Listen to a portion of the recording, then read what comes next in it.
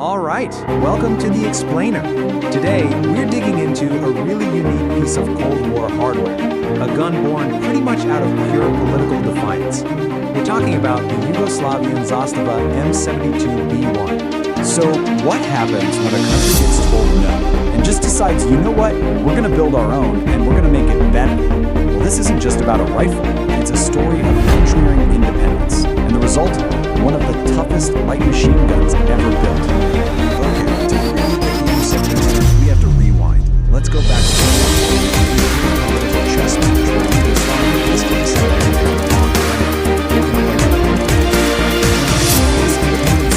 it wasn't just talk. In the early 60s, the Soviets came out with an updated AKM rifle. Yugoslavia asked for plans. Moscow said, no. So what did we do? We didn't just pack it. No, we decided to forge the very own path. This quote just says it all, doesn't it? We don't lie to ourselves at it. It wasn't just about making it was about making something better.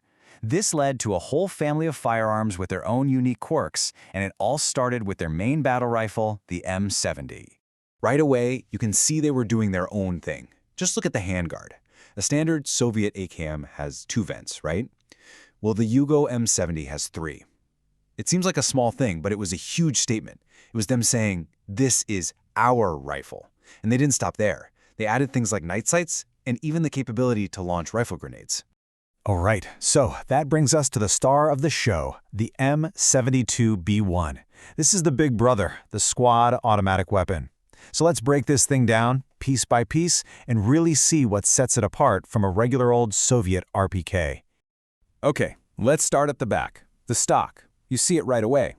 The Soviets had that really distinct clubfoot stock. You know, the one that dips down?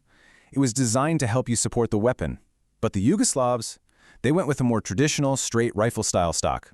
Totally changes the profile. All right, moving up the gun, we see this really key feature they brought over from the M70 rifle. See that bulge on the receiver, right where the barrel goes in? That's the reinforced trunnion. It basically beefs up the whole front end, giving the receiver a ton of extra strength exactly where it needs it most, especially when you're laying down a lot of fire. Okay, now check out the handguard. Kind of weird, right? It looks really short and stubby for a gun this big. Well, there's a fascinating story behind that. It's actually a piece of history, a leftover from an idea that they ended up scrapping. You see, they were originally trying to design this thing with a quick-change barrel, and for that to work, you needed a shorter handguard. But they couldn't get the quick-change barrel to work right, so they scrapped the whole idea. But by then, they'd already set up all the manufacturing for these short handguards, so they just said, might as well keep them, and that's how it ended up on the final gun. But the one feature that everyone knows, the thing that screams Yugo RPK, is that barrel. You see those cooling fins? That is the most iconic, most recognizable part of the M72. It's a dead giveaway. And no, they're not just for show. Think of it like a built-in heat sink. The barrel on this thing is already super thick, but those fins give it even more surface area. That helps it pull heat away and cool down way more efficiently, which is exactly what you need when you're firing for long periods. And last but not least, let's go all the way to the muzzle, the bipod. Here's another little Yugo touch. Unlike the Soviet or Romanian RPKs where the bipod is pretty much stuck on there, the one on the M72 is fully detachable. Adds a nice little bit of modularity. So let's recap. Yeah, it looks like an RPK, and it shares that DNA, but the M72 is really its own thing. You've got the unique stock, the beefed-up receiver, that weird but cool short handguard, the finned barrel for cooling, and a detachable bipod. The Yugoslavs really put their own stamp on it. Okay, so we've torn it down and we know how it's built. But the big question is, how does all that heavy-duty Cold War engineering actually hold up on the range today? And what happens when you throw a very modern piece of tech into the mix? So, the rifle in the source material is running something called a forced reset trigger, or an FRT. So what is that? Well, in simple terms, it uses the energy from the bolt cycling back and forth to physically push the trigger forward to its reset point. This lets you achieve an incredibly high rate of semi-automatic fire. And boy, did this thing prove its rugged heritage.